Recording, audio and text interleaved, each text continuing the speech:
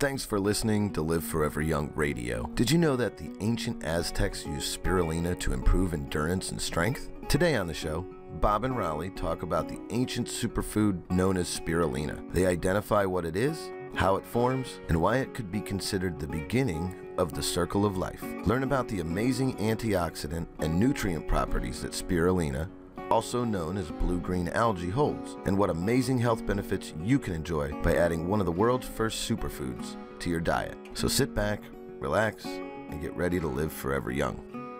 Hello everyone, and welcome to Live Forever Young Radio. I'm Bob. I'm here with Rollie. Hey, Bobo. Rollie, you got your lightning gear on today. The game is on tonight. We're going to clinch the playoffs. We're going to clinch the playoffs tonight. Spot. Awesome.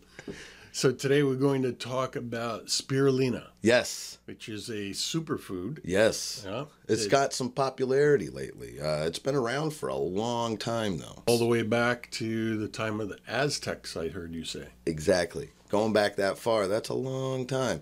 And one of the things that was really cool is they kind of just really didn't know what it was. They saw it sitting on a pond somewhere, and they decided to, whoever thought to scoop it up and eat it, I don't know. But it's a good thing they did.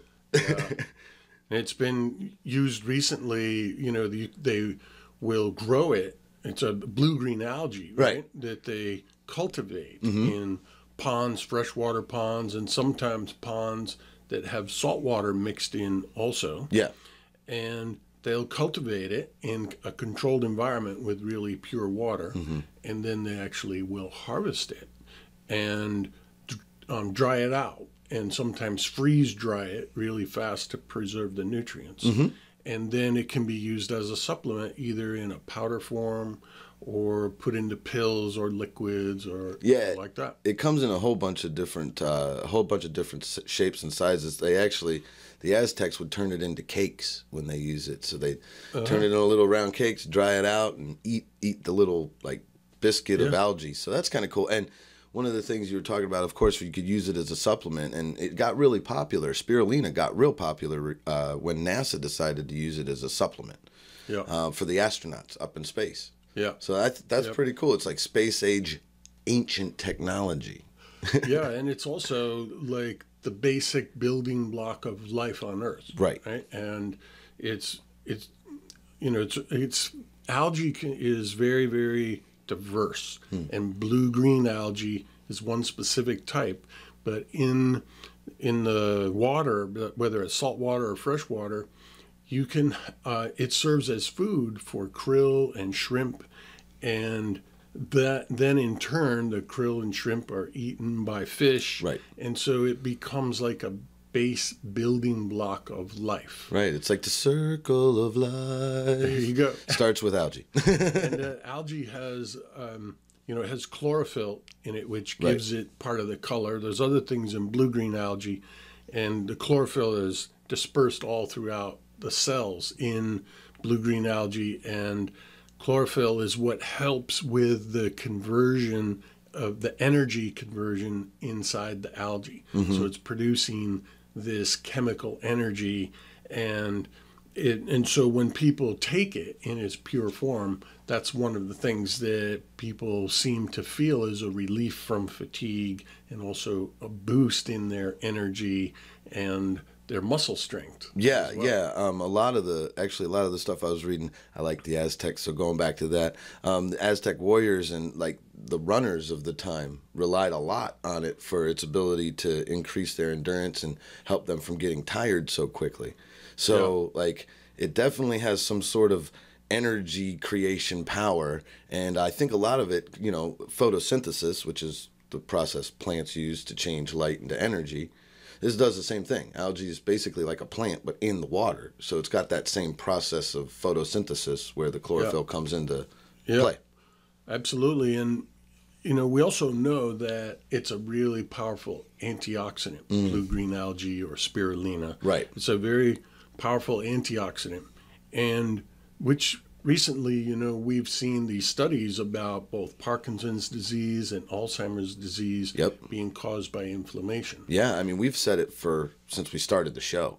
Inflammation is the root of chronic disease, and these studies that you're talking about that just came out recently are really helping to prove that inflammation is what's at the root of it all. Yeah, and the spirulina is known to have antioxidant properties that will reduce the inflammation in your body and your brain. Absolutely, because, you know, if you can reduce the inflammation, your body can perform better, it can repair better. And what you'll need to rebuild are the high nutrients it also contains. That's another thing about it. It has a lot of really good nutrient values. It's got amino acids. I think it's got vitamin B1, B2, and B3. Yep. Those are energy vitamins. Magnesium. Yep. And then I think there's copper, iron, and even potassium. Yep, exactly. And, you know, so one of the things that we know is that it also helps with blood sugar management. So that alone is going to help reduce your inflammation. Right. Because if you have extra blood sugar that is not being dropped down into the cells, then it's going to cause high inflammation. Right. And so with spirulina helping to manage that blood sugar, you'll have less of the reactive oxygen species that are causing inflammation. So that's a really good thing. But in addition to that, there are some studies that show that it helps with blood pressure. That's good. There's a lot of people, I think almost 47%, some weird statistic, 47% of the people in America have blood pressure issues. Yeah. It's a lot. Yeah, and part of the reason some people get blood pressure issues is from having high cholesterol. Right. So if your arteries are clogged, your heart has to beat harder to get the blood through. And so we also know that spirulina can help with cholesterol management. That's good. I know we talk to a lot of people who one of the things that they have a big issue with is cholesterol. Their doctor's telling them to get it in control. So this can be another tool in the old toolkit to help naturally reduce this. And one thing about, you know, we talk about spirulina, it doesn't work like a prescription drug, right? You got to take it for a little while, right? You want to give your body what it needs to actually rebuild. And if you're not giving it to it over a little bit of time, it's not going to be effective. So these are things that, just like anything naturally, it takes a while to work. But man, once it gets working, it's actually what your body needs, not some synthetic thing that's created in a lab. You know what I mean? Yeah, exactly. It also, there's some evidence, Rollie, that it also helps to combat viral infections, which is really important. Right now, for sure. And not only that, but certain types of cancer, like mouth cancer, they have found evidence that it helps with that. And then one thing that's really good that also comes with cautions is the immune system, right? So it's very beneficial for boosting your immune system, right? But there are certain circumstances where people don't want to boost their immune system, right? Especially if you're on immunosuppressant drugs to subdue your immune system, then you probably want to stay away from spirulina in a circumstance like that. Yeah. If you have an autoimmune disorder that's causing your immune system to be too powerful, last thing you want to do is give it more ammo. Yeah, exactly. Well, I think that's about it, Rollie. That's the basics about spirulina for people to know, you know, what it is and what it can be helpful for. So thanks for joining us, and absolutely thank you everyone for tuning in to Live Forever Young Radio, and we'll see you on the next show.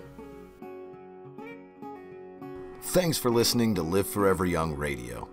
Check us out at liveforeveryoungradio.com.